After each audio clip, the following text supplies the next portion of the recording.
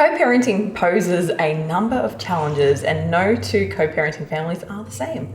Now, while some find it easier than others to fall into the routine, for others it's more difficult to move on from the pain of the relationship ending. Now, sometimes it is a good idea to get creative with your co-parenting. So tell me, Nardine, what are the biggest struggles of co-parenting?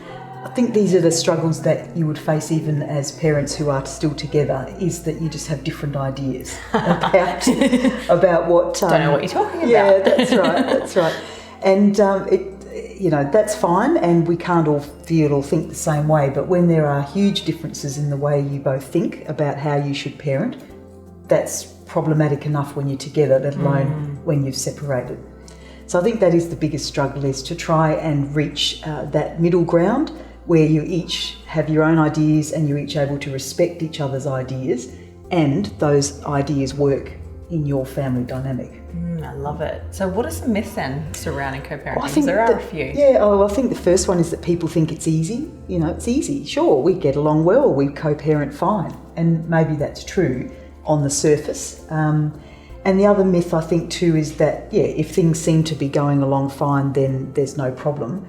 But co-parenting means more than that. It means not just things seeming to be okay, it's actually respecting each other's ideas, that you have different views about things, and to make sure that all works. And I think that's what happens sometimes. The children go to their father and he has a different way of parenting, different rules around bedtime and routines, and then mum has a different one again. So it's a bit of an adjustment for kids as well.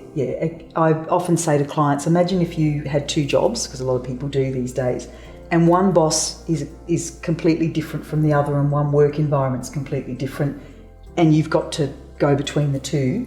It would be hard enough as an adult if one world is completely different from the other, and you have to try and navigate that. So for children, you imagine how difficult it is when one parent is quite strict and insists on things being done a certain way, and the other's really loose, and because there is a crossover. Kids will behave differently in different houses. Which I think is sad. They become a little bit like chameleons to try and... They do, yeah. And that's really, when I talk about co-parenting, that's the idea, is to try and make it as seamless as possible, this transition from one house to the other, and to try and make the two houses as similar as you possibly can.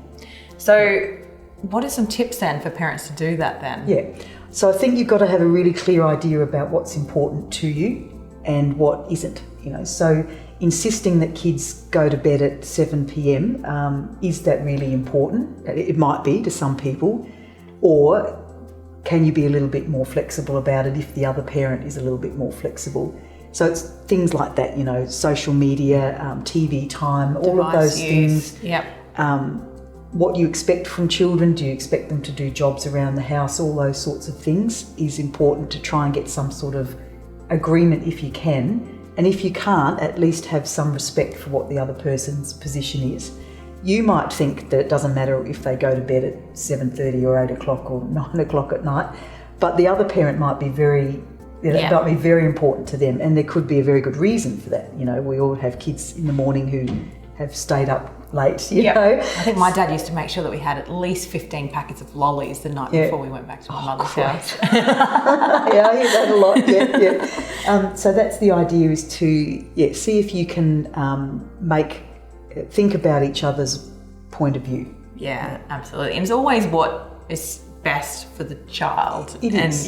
That routine, it is best for the child that they've got a similar life in both, so they're not like 2 feet in two different countries. Yeah, that's exactly right. Yeah. I love it.